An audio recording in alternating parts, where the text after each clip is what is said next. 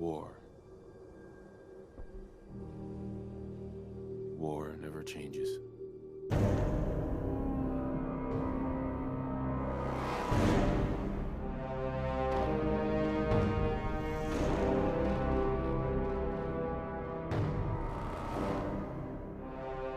Muy buenas, yo soy Alaric Thunderbolt. Yo soy Redback del Río Oscuro.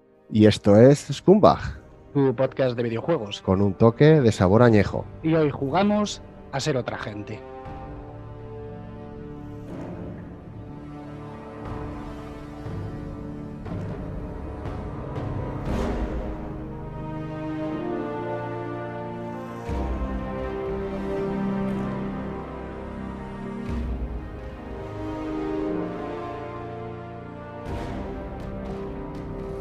Y siguiendo con los géneros que más nos gustan, si la semana pasada fueron las aventuras gráficas, esta semana no podía ser otro que los juegos de rol o RPGs.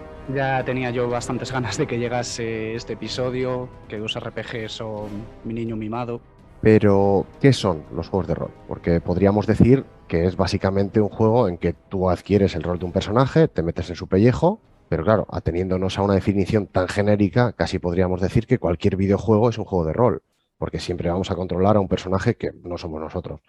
Así que, Héctor, ayúdame un poquito con esto. ¿Qué tiene que tener un juego para que lo llamemos RPG? Es complicado definir lo que es un RPG, debido al hecho de que es algo conceptual y no derivado de sus mecánicas. Con esto quiero decir, a diferencia de plataformas o shooters o casi cualquier otro tipo de género, este no se definió por su mecánica principal, sino que se definió un poco como la adaptación del rol de mesa al videojuego. Y claro, ¿qué significa esto? Pues bueno, piensa en cuántos jugadores distintos hay en rol de mesa, interpretativos, munchkineros, hay un montón de jugadores distintos dentro del rol de mesa que quieren experiencias distintas dentro del rol de mesa. Y claro, definen un género en base a esto. Por eso, bueno, es un género que lleva redefiniéndose en foros y en el foco de discusiones durante años. Y piensa en cuántas veces hemos visto dentro de un foro la discusión de si esto es un RPG o no. Yo cientos de veces. No pasa esto con otros géneros. Nadie se pregunta si Half-Life es un shooter o Super Mario es un plataformas. Pero sí que me he llegado a encontrar discusiones, por ejemplo, sobre si The Witcher 3 es un RPG o no. O más recientemente, sin ir más lejos, en Twitter me encontré la discusión de si Cyberpunk era un RPG o no. Pero bueno, sobre rasgos que en mayor o menor medida tienen que tener, pues yendo a lo puramente técnico, yo diría que progresión de personaje, niveles, gestión de inventario y metido un poco quizá con cucharilla, pero sí que es algo que suele ser importante en los RPGs, el hincapié en la narrativa, en la trama, que luego es lo de siempre, hay de todo. Pero sí que es un género bastante difícil de clasificar, ¿no? Porque no es lo mismo un Diablo que un Fallout o incluso un Disco Elysium. Pero claro, todos estos estamos de acuerdo que son RPGs, pero son juegos con mecánicas muy, muy distintas y son súper diferentes. Entonces, a mí también me gustaría incidir en una diferencia de interpretación bastante importante que se da entre los juegos de rol occidentales y los orientales. Alguna vez he oído a gente defender que son lo mismo, ¿no? Que si llevan la misma etiqueta es por algo. Yo creo que pese a que su origen sea el mismo, lo que comentabas un poco, ¿no? Básicamente un grupo de jugadores de rol de mesa queriendo llevar al medio del videojuego esos juegos. Unos se centran más en la libertad, en que tú empiezas siendo lo que quieras, construyes tu identidad casi desde cero, mientras que en los otros empiezas siendo un personaje y vives su historia. No es lo mismo la creación de personaje de Fallout que la creación de personaje de Final Fantasy, básicamente porque en un Final Fantasy tu personaje no lo creas tú, lo juegas. Entonces uno se centra un poco más en el aspecto narrativo del rol, mientras que el otro el aspecto técnico. Y aquí te pregunto, ¿qué tipo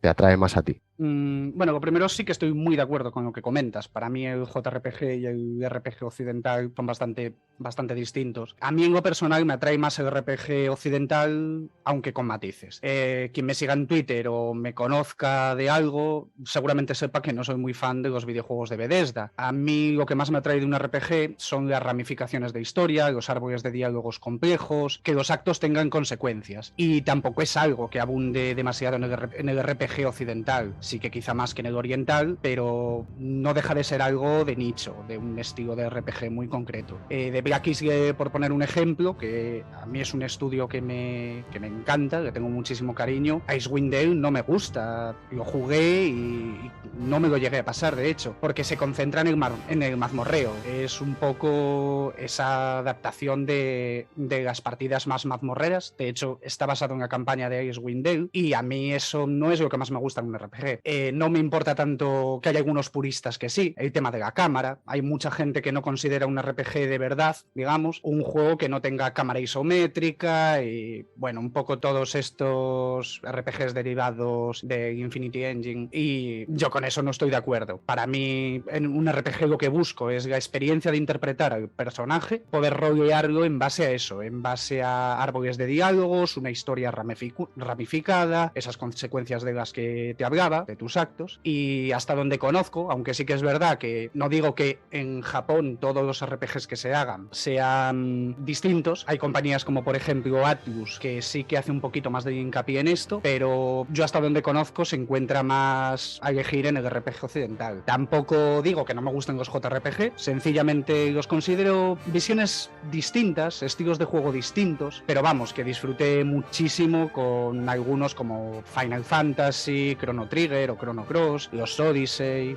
A mí sí que me parece que la esencia de los juegos de rol está en la narrativa, ¿no? En que tengas libertad para afrontar la historia como quieras, pero siempre con un fin, y que ese fin sea contar una buena historia. A mí no me importa que eso signifique que de vez en cuando el juego tenga que llevarte de la mano, se sacrifique un poco de libertad en pos de contar esa historia. A veces me he encontrado con juegos que te dan mucha manga ancha, pero eso al final significa que tú te dedicas a deambular y a vagar sin saber muy bien cuál es tu objetivo. Me gusta más la historia en sí que la mecánica esa de la libertad total y absoluta. Claro, el tema de la historia sí es importante, y obviamente la historia, la trama y que a ti te atrape es más importante que el hecho de tener libertad por tener libertad, pero es que yo eso considero que es extrapolable a cualquier videojuego, por lo menos cualquier videojuego de un jugador que esté basado en la trama, en la historia. No estoy hablando de cosas como Tetris o juegos de este estilo. Entonces, claro, ¿dónde pones ahí, dónde cortas, ¿no? ¿Qué rasero usas? Yo lo que opino es que aparte de la historia, aparte de tener que atrapar y aparte de que como videojuego en sí mismo sea bueno, sí que para ser un RPG tiene que tener ciertos aspectos que a ti te lleven a esa experiencia del rol de mesa. Para mí el aspecto más importante del rol de mesa es el poder interpretar a tu personaje, rolearlo, darle tu forma a ese personaje. Sea cual sea la forma de abordarlo, al final lo que da es pie a juegos que están muy muy bien. Aparte del hecho de rolear, porque claro, esto es como muy general, ¿no? Como hemos dicho al principio, ¿cuáles crees que son los elementos centrales del diseño de género como RPG? Pues un poco lo que comentaba al principio, los árboles de diálogos, la historia ramificada, gestión de inventario, son todo elementos que en su conjunto, mayor o menor medida, porque hay videojuegos que tienen más de uno, tienen más de otro. De hecho, es muy raro encontrar un videojuego, un RPG, que haga bien todos los campos. Normalmente suelen tirar más hacia uno, hacia otro. Lo que diría es que tienen que tener en mayor o menor medida todos estos elementos para que puedan entrar dentro de la categoría de RPG. Pero es un poco arbitrario por lo que comentaba. Es un género que al final no es más que algo conceptual. Quiero adaptar el juego de rol de mesa al ordenador. Entonces, sí, tienen que tener elementos que a ti te recuerden al rol de mesa, pero la medida de estos al final las decide el estudio por una parte a la hora de desarrollar su juego y por otra parte el jugador. Por poner un ejemplo, Dark Souls tiene algunos de estos elementos, como por ejemplo la progresión de personaje, historia ligeramente ramificada. Yo lo considero un RPG. Para mí no es un RPG. ¿Pero por qué? Pues sinceramente no sabría decirte. Para mí no llega a tener un planteamiento de RPG puro, pero igual para otra persona es un RPG y es un RPG fantástico. Yo sí que creo que ahora se está dando mucho en muchos juegos que a lo mejor no meteríamos dentro del saco de los RPGs, pero que sí que tienen esos elementos que te recuerdan al género. Pero para mí esto es un poco una muestra de que en realidad hace el género es un género que está muy vivo y que tiene mucho, mucho que dar. Para mí, algo que deberían tener todos los juegos de rol como mínimo es libertad para hacer lo que quieras, para considerarlo un juego de rol de verdad. Yo entiendo que esta libertad al final está un poco supeditada a la tecnología, ¿no? Pues un juego te puede ofrecer lo que la tecnología del momento te pueda ofrecer para que luego no te sientas capado. Me gusta a mí mucho cuando en un RPG pienso, joder, y esto me dejarán hacerlo, voy a poder hacer esto. Y luego descubro que sí, que puedo. Y que además, no solo es que puedo hacerlo, me permiten hacerlo y esa decisión tiene repercusión en la trama. Esto no siempre pasa, obviamente, pero es algo que me gusta mucho descubrir en los juegos. Y, a ver, sé que significa que he seguido un camino ya diseñado por un desarrollador previamente, pero aún así para mí es lo que más me atrae del género. Sí, a mí también. Sí que te digo, el tema de la libertad da para debate aparte, porque, claro, la libertad en un RPG, en un videojuego al final, no deja de estar basada en la limitación de otras cosas. ¿A qué me refiero con esto? Cuando tú en un RPG, en un buen RPG, decides algo, esa decisión que tú tomas en base a tu libertad, en la libertad que te da el juego para tomarla, te está restringiendo otras decisiones. O sea, la consecuencia de elegir una decisión es la restricción de otros caminos, y eso es lo que a ti como jugador te da la sensación de que estás interpretando tu personaje, esas consecuencias. A mí, por ejemplo, un juego como Oblivion o como Skyrim, por poner un ejemplo, que no soy demasiado fan, sí, te dan muchísima libertad, puedes hacer casi de todo. Por ejemplo, en Oblivion, en una partida, puedes hacer todas las misiones del juego, porque no hay ningún tipo de camino que se cierre por haber tomado una u otra decisión. Entonces, sí, es libertad, pero ¿es lo que a ti como jugador hace que sientas que estás interpretando a ese personaje? No. Al final el personaje es un lienzo en blanco que tú pintas lo que quieras. Sin embargo, si tú tienes un sistema que restrinja lo que son las consecuencias, a ti te obliga a modelar ese personaje, a formar el dibujo que quieres, y es el personaje que al final estás creando, y es lo que te da esa sensación de que estás creando a tu personaje, y es un poco lo que te lleva a esa sensación de juego de rol de mesa. Yo en ese sentido, también es verdad que he jugado a muchos juegos que te dan libertad con muchos peros, no te dan esa libertad de elección, pero en realidad es una ilusión. Y en esto, ahora mismo estaba pensando, por ejemplo, en Mass Effect. Tú estás jugando a Mass Effect y tienes un poco libertad para ser bueno o ser malo, ¿no? Un poco entre comillas, pero ya está, eso, vas a cambiar escenas muy cortitas y ya está, no estás cambiando el juego realmente, no estás tomando decisiones que luego acarreen un juego totalmente distinto. Entonces, me parece que este tipo de decisiones, este tipo de libertad, luego queda muy coja cuando intentas rejugar el juego y descubres que no, la libertad que te habían dado era para decidir si querías el helado de vainilla o de chocolate, pero que no tiene una repercusión real en la trama. Es un poco como tú tienes que llegar a un castillo y la información para cómo llegar la tienen un dragón o un ogro y tú dices, vaya, me están dando a elegir, no importa con quién hables, el diálogo va a ser el mismo y al final vas a acabar en el mismo castillo de la misma manera. Entonces, es un poco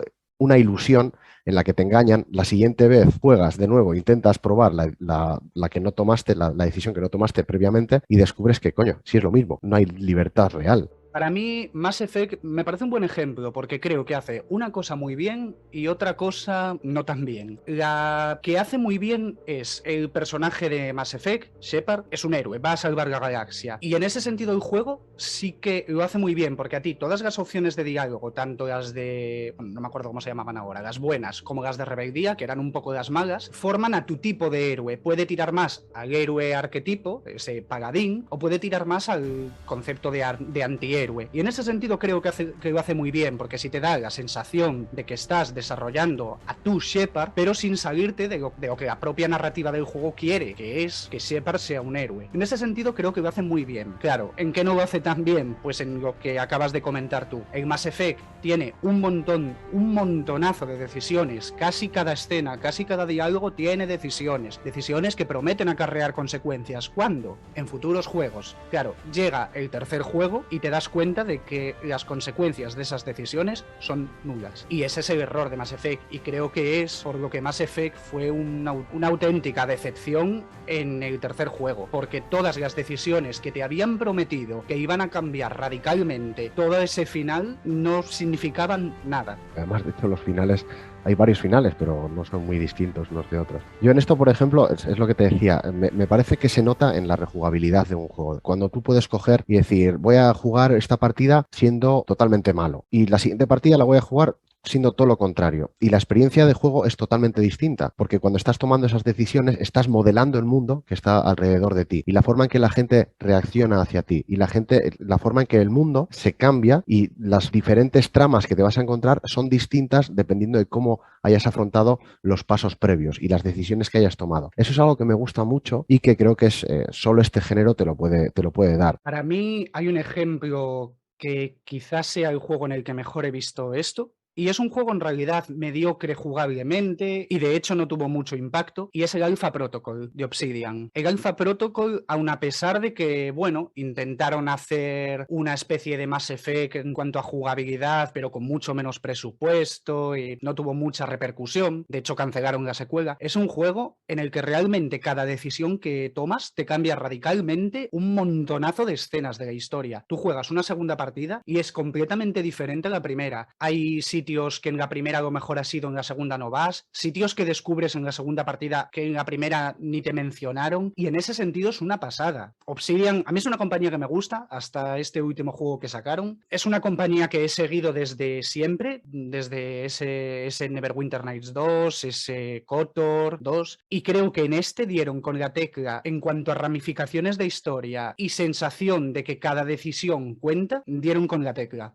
Es alucinante en ese sentido. Si no lo has jugado, te lo recomiendo. Y se lo recomiendo a toda la gente que lo pueda escuchar. Sí, en Alpha Protocol se nota mucho, yo creo, la mano de Chris Avellone, que luego, pues eso, ha ido puliendo su arte. Tienes ahí, le tienes metido no solo en los Icewind Dale y el Alpha Protocol, también estaba en Baldur's Gate, los Neverwinter Nights, los Torment, que es a mí donde me parece que más se nota su influencia. Y es un tío que sabe muy bien lo que se hace y sabe muy bien llevar esta sensación de libertad y de mundo cambiante dependiendo de tus acciones al juego, a los videojuegos. Y me parece que lo hace muy, muy bien. Otra cosa que me gustaría destacar es un poco en la línea de lo primero que comentabas, y es la libertad de acción, no solo de decisión. A mí hay un juego que me maravilla, de hecho he hablado de él muchísimo en Twitter, que es el Divinity Original Sin 2, de Larian. Me parece una maravilla jugablemente. ¿Qué tiene de bueno Divinity Original Sin 2? Tiene muchísimas cosas buenas. De hecho, la historia también es de Chris Avellone, por lo menos participo en ella. Es muy buen juego,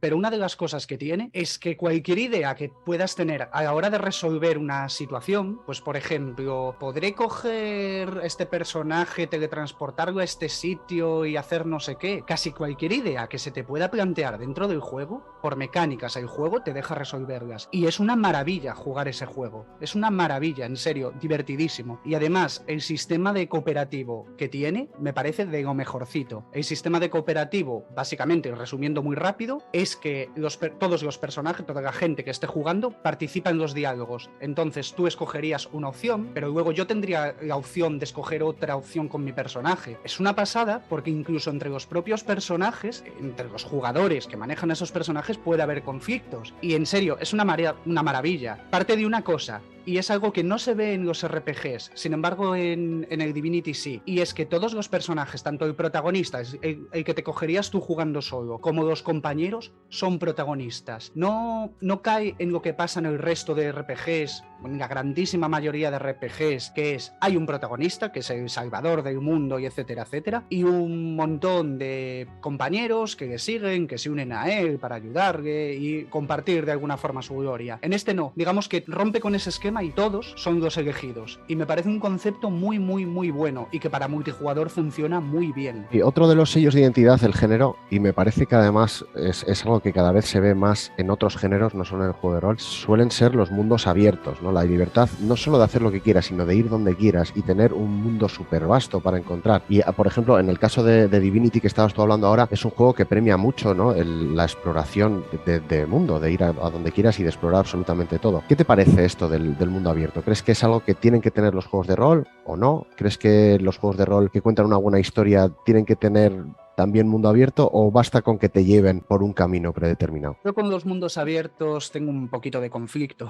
A mí los mundos abiertos como tal me gustan, no soy una persona que le desagrade el concepto de mundo abierto, pero en la práctica cómo se diseñan los mundos abiertos no me gusta tanto. Hay mundos abiertos que funcionan un poco como un decorado enorme. Pateas ese decorado y al final acabas haciendo viaje rápido de un sitio a otro porque el mundo como tal no no te está ofreciendo nada más allá de lo bonito que queda para la foto. Entonces, si me preguntas si yo creo o considero que el mundo abierto es algo necesario para los RPGs, no, de hecho, muchos de los mejores RPGs que he jugado ni siquiera son de mundo abierto. Ahora bien, un mundo abierto bien diseñado, algo que no es fácil, porque muchas compañías se tiran a hacer mundo abierto pensando que solamente hacer el diseño bonito y tal, pero luego ese mundo abierto no funciona, resulta aburrido. De todos modos, en esto de los mundos abiertos hay una cosa que a mí me chirría un poco y lo he visto hacer de muchas maneras y tampoco sabría decir muy bien cuál es la manera de hacerlo bien, el tema de los niveles de los enemigos. Porque yo, por ejemplo, me quedo personalmente con que los enemigos tengan un nivel establecido por la zona y que eso sea inamovible, pero que no tenga en consideración el nivel del jugador. O sea, tú te metes en esa zona a lo loco, los enemigos te pasan por encima, pues eso es problema tuyo.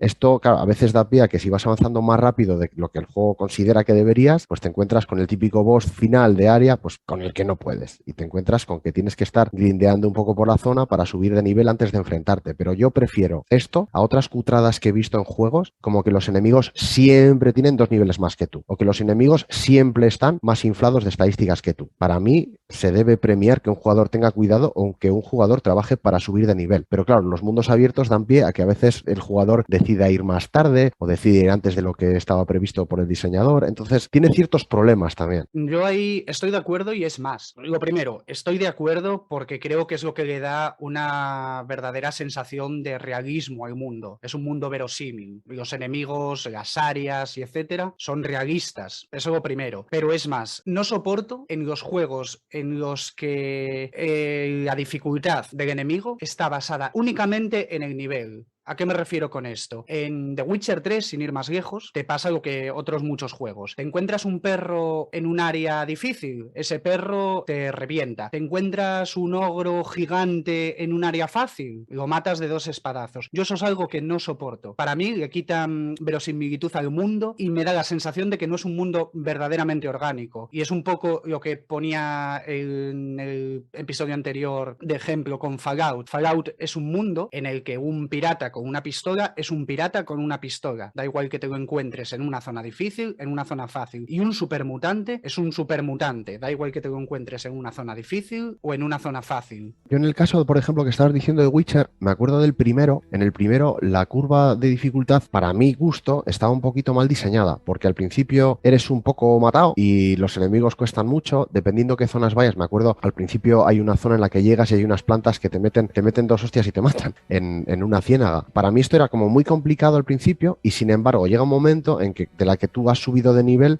ya eres una máquina de matar imparable. Y esto, claro, no me gustaba mucho porque dices, joder, al principio te cuesta mucho, pero llega un momento en que todo lo que se te ponga por delante está tirado y llegas al boss final y te lo pasas, ¿sabes? Bailas un poquito alrededor y te lo pelas. Y en Witcher 3, en la tercera parte sí que me pareció, por ejemplo, que cuando empiezas te sales un poco del camino, hay unos lobos y dices, lobos al principio del juego pues serán para pasármelos por encima y te comen. Bueno, los lobos en particular no, pero había nada más empezar una playa, como bajases a la playa, había ahí unos bichos que te pelaban rápidamente. Al principio sí que está un poco bien diseñado el hecho de como te salgas del camino, y te lo dicen además, sigue los caminos, salirte del camino es peligroso, pero luego vuelve a pasar lo mismo, de la que ya subes un poco de nivel, los enemigos se quedan muy atrás. Claro, en juegos de mundo abierto esto es algo que te vas a encontrar, bichos que están allí puestos, tienen su nivel, cuando vayas dependerá de tu experiencia con ellos y de lo difícil o fácil es que te parezcan. Y esto yo creo que es un mal inherente al género y a esa progresión de personajes que es muy difícil equilibrarlos. Pasa en The Witcher como pasa en otros muchos. Recuerdo, por ejemplo, Pillars of Eternity, que empieza el juego, yo lo puse en la máxima dificultad, que camino de los malditos, empieza el juego, tienes que repetir cada combate 15 veces porque llega a ser desesperante de lo difícil que es. Tú avanzas, mejoras y el mundo se va quedando atrás. Y es un juego en el que los enemigos finales es que no me llegaron casi ni a bajar la vida y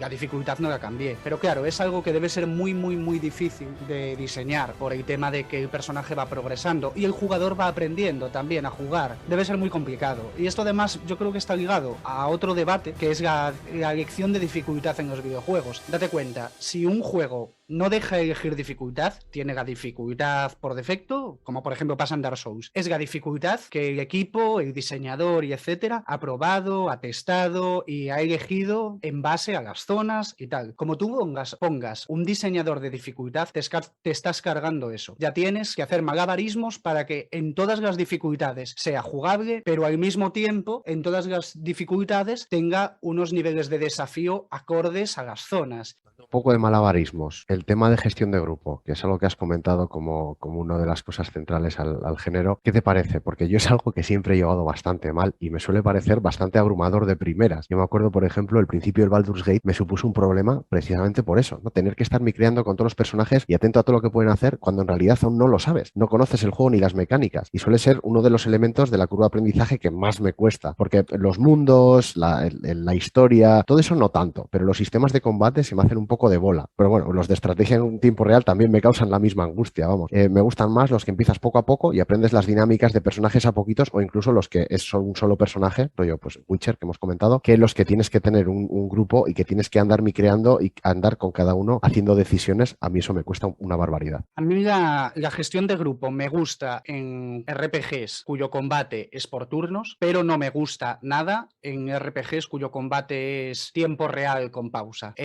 Por ejemplo, en Baldur's Gate o juegos de este tipo que tienen compañeros y los puedes manejar, pero etcétera, yo lo pongo en automático y si juega, tiro algo por ahí, pero intento despreocuparme porque no me da la cabeza. En juegos que son por turnos, sí que me gusta, porque le añade ese componente táctico de ir manejando a cada personaje. Yo en esto, una de las cosas que he estado viendo que se hace últimamente es cuando son en tiempo real, lo que tienen los personajes que te acompañan es una inteligencia artificial, entonces tú les das ciertas instrucciones y luego las intentan seguir, pero claro, esta inteligencia artificial en mi experiencia funciona bastante mal, con lo cual es una solución a medias. Lo he visto, el último en que lo vi medio es en el último Final Fantasy VII, el Final Fantasy VII Remake, pero tampoco me gustó mucho y se hacía también en los Dragon Age y tal, pero ya te digo, prefiero llevar solo uno o que los grupos sean muy reducidos y que tengas tácticas muy claras a meterme, pues eso, en un juego basado únicamente en esas tácticas. Para eso, pues juego a un Final Fantasy Tactics y no tienes ni historia ni nada y son solo combates. Pero a mí es una parte que normalmente me resulta personalmente muy abrumadora. Que sé que es algo personal, hay gente a la que le gustará eso, precisamente el género, pero para mí es algo totalmente pasable. Sí, a mí se me mezcla un poco que por una parte me gusta llevar bastantes compañeros cuando estos tienen tramas, porque me gusta cuando hacen diálogos, cuando son personajes un poco vivos, pero por otra parte es un poco lo que comentas. Resulta abrumador cuando tienes que manejar pues 5 o 6 compañeros en tiempo real con pausa. Es algo que a mí no me gusta. Bueno, pues llegados a este punto, creo que es el momento de dar paso a nuestro juego de la semana, Héctor.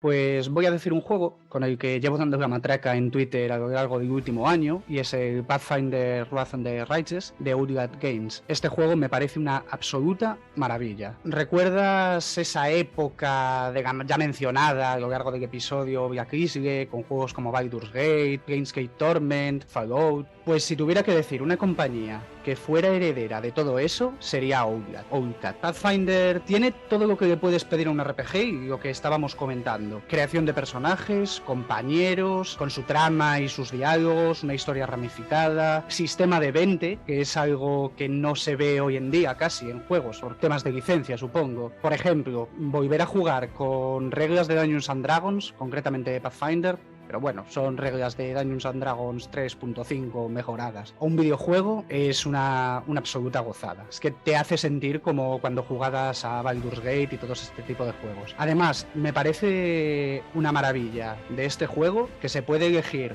en tiempo real, en medio del propio juego, dándole a una tecla, alternar entre combate en tiempo real con pausa táctica, como todos estos mencionados, o combate por turnos. Y de verdad, es un juego que cualquier amante de los RPGs de este tipo de RPGs debería jugar y posiblemente haremos un hilo en Twitter sobre él.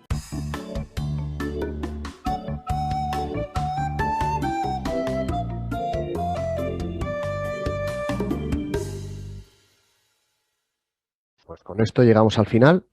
Muchas gracias por escucharnos. No os olvidéis de suscribiros al canal para no perderos ninguna novedad. Y recordad que esto no es un game over, es solo hasta la semana que viene.